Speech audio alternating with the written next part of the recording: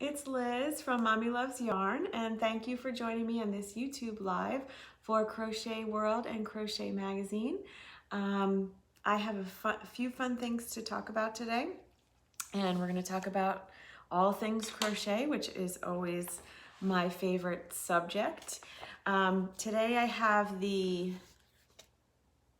spring issue of Crochet Magazine that I made a few really fun things from.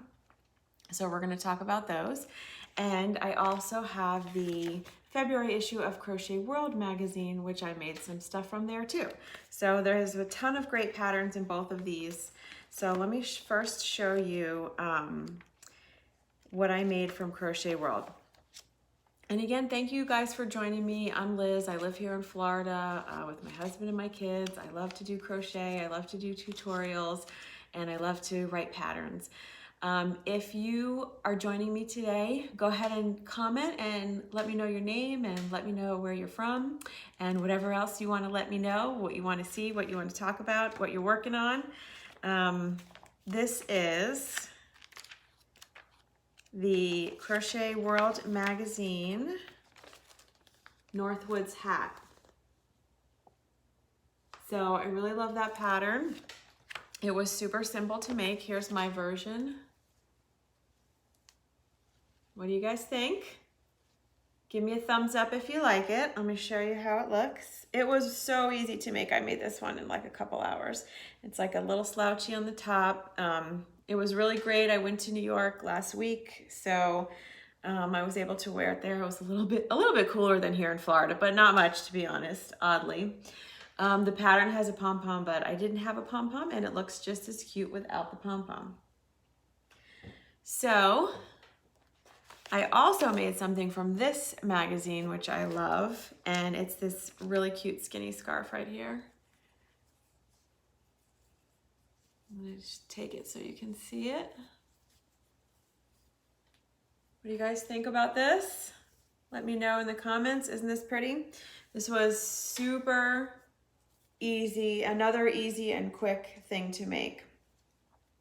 What I love about this was, besides it being quick, it only took me one little ball of yarn. So here's what it looks like in the magazine.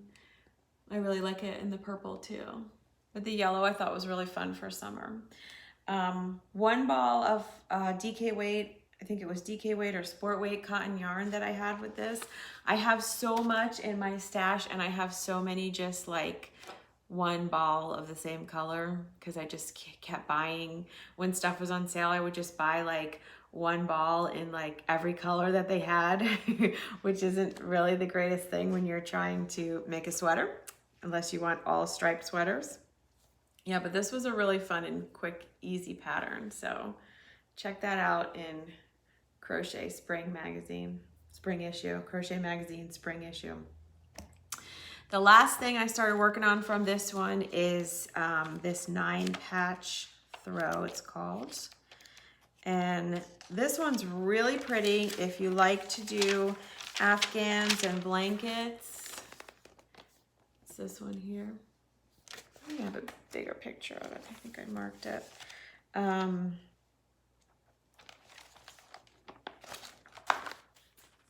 It looks sort of like it would be hard to make. It looks like you have to sew on all these big patches, almost like a quilt.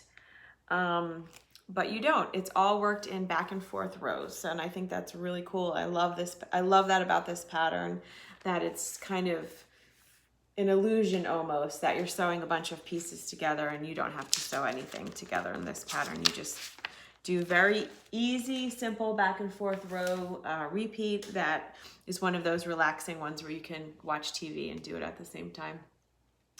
And here's my sample. So let me know if you like this pattern. Give me a thumbs up if you think this is cool, if you want to try to make it. What makes the border right here? So here's the border, the side borders, and here's the top border and the bottom border. So what makes that bottom border and that top border is what I'm gonna show you today. And it's called, in the pattern it's called single crochet in the next loop, but I've also seen it called a camel stitch, and I've seen it called single crochet in the third loop, or you can do it with half double crochet in the third loop. And it's basically all it does is, rather than going into those top 2 loops like you would with a normal single crochet, you know, the V at the top, instead of going into those, you're going into the loop sort of next to and below it. It's hard to describe, but I'll show it to you close up. So let me know if you guys have ever used the single crochet in the third loop, half double crochet in the third loop, if you've ever seen it in a pattern, what you think about it, if you like it, let me know in the comments. But here's my little swatch, so I'm going to show you how to do this. This is just a regular old single crochet right now, okay? As you can see, I'm going to move my phone so we can get close. You can get closer and really see this.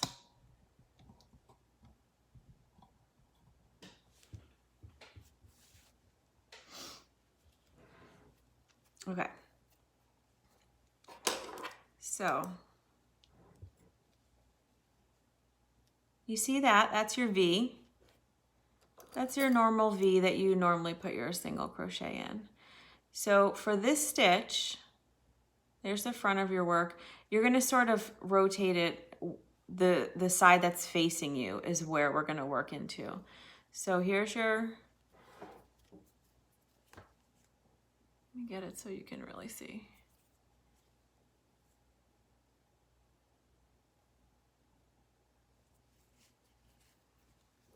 Okay. There's your V, okay? Underneath there is this loop right here. And that's actually what you're working into. It's almost like the side of the stitch. So if this is the top of the stitch, this is like the inner side of the stitch. Okay, so you're going to do the first one, a regular single crochet, and then you're just going to sort of push your hook into that stitch, yarn over like you would a regular single crochet, yarn over and pull through the 2 loops. So remember, there's your top, and here's your third loop. So there's a little tiny loop right there, and you can go just into there and it works fine. That's actually like you would be only going into 1 loop like that. But sometimes it's hard to, because it's real tight there, sometimes it's hard to get in there. So I just kind of go all the way through, almost like you would a post stitch. So just go right through, yarn over, pull through 2.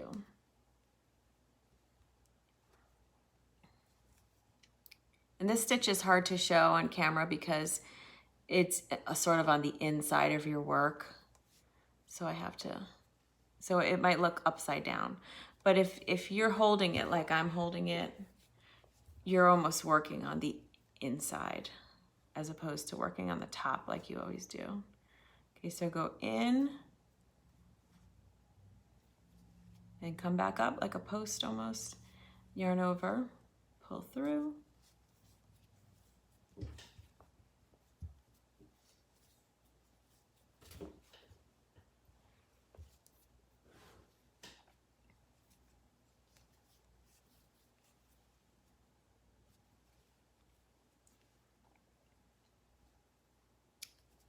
There you go.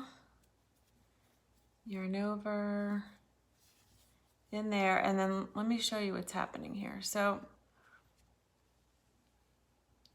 like I said, we're kind of working on the inside. If you can see on the outside here, it's pushing those V's out. So instead of having it just, you know, flat like here, like your normal single crochet looks, you can see that it's got a ridge of V's on the outside of your work. And then you can actually go back. So it'll make a nice little ridge like a border. It looks like a just a border or whatever, you know, if you want to make like a ribbed looking pattern, something like that. But you can also work into that V. See those V's right there? You can work right into those if you want to add something to it. Add some fringe to it or add a ruffle to it. You can work right into those. They're super easy to work into once you've created them. So that's that simple to create that little ridge on the front of your fabric. It's very easy. Like I said, because you're not going into the normal loop, the normal V of the single crochet like you normally would, you're going into the side of it. You're pushing that V to the front as opposed to having it on top. So it's a really fun thing to do. I like this stitch. I use it with there's a lot of different creative fun ways you can use it. So let me know what you guys think in the comments. If this was easy to see, if you were able to see what I was doing, let me know if you understand how to do this stitch, if you've used it before, if you just learned it and you love it, let me know. I'm going to show you another fun stitch before I move my phone up again. So let me just cut here. So now when you're working a normal crochet pattern, right? If you need to fasten off and start on a new ball of yarn,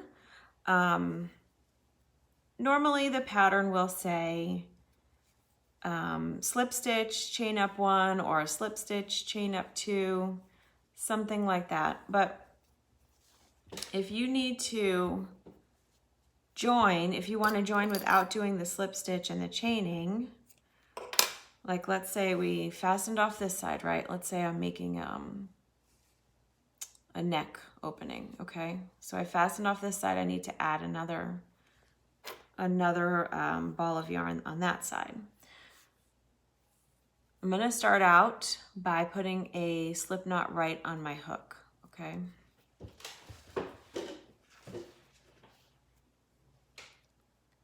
Slip knot on the hook. Now, to join this in without doing the slip stitch, all you have to do is with the slip knot already on your hook, just go under the V and then yarn over like you would a regular single crochet. Now you've got 2 loops on your hook and then yarn over again. There you go, you made a single crochet.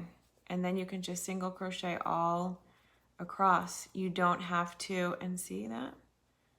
That's it right there. That's your first single crochet. You don't have to worry about slip stitching and chaining up and then single crochet in the same space. It gets kind of bulky sometimes if you do that. That's all you have to do. The key is just to make sure you start out with the slip knot already on your hook. So let me show you that one more time, and then I'm going to show it to you in double crochet because you can do it with double crochet also. So here's my slip knot. Now I'm making my neckline, and I skip my middle stitches. There's your V. Just go right in there. Yarn over, 2 loops on your hook, yarn over, pull through 2 loops. Single crochet. That's how you join a new ball of yarn with a single crochet. Now, with a double crochet, it's basically the same exact concept, but you know how you start a double crochet is you yarn over first. So we're going to do that here. So slip knot on the hook, yarn over. You might have to just sort of cinch it with your fingers so you don't lose it. Go into your first stitch where you want to start, yarn over again. Now you've got your 3 loops on your hook, yarn over, pull through 2, yarn over, pull through 2, and that's your first double crochet. It's called a standing double crochet also. You know, in crochet, they have a bunch of different names for things. It's like streets in Florida. In Florida, every street has like 10 different names depending on where you are. So there you go. And then you can just double crochet right across.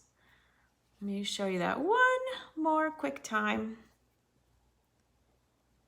in case you missed it. And let me know what you think. Do you guys use this? Is this something everybody uses? I don't know. I use it all the time. I absolutely love it. I learned this a while ago from a video tutorial, and I use it all the time. So start with your slip knot, yarn over for double crochet, go right under there, yarn over again, 3 loops on the hook, yarn over, pull through 2, and yarn over, pull through 2. And then you've got a nice stitch as your first stitch of the row, as opposed to having just a chain, because we all know how chains can get a little bit, they make sort of like a big hole in there and they don't look as great. It's nice to have an actual stitch at the beginning of your row when you join, as opposed to having just a chain. So, what did you guys think? I hope you found this helpful. And I hope you liked the tutorial, and I hope that you check out these magazines and make some of this stuff that I've made, or make something else, because there's a lot more than just what I made. But, you know, send me a picture, post it on Instagram, Facebook, wherever. Let me know what you guys make, and make sure that you write a comment if you have a question about this tutorial, or if you want to tell me about what you've made from these magazines, or anything you want to talk about. I'm going to be doing these lives pretty regularly, so if there's something specific that you want a tutorial on, that would be helpful to me. Then I can know like what everybody needs to know, what everybody's interested in. And thank you so much for watching, and make sure you tune in next time. Thanks, guys. Bye.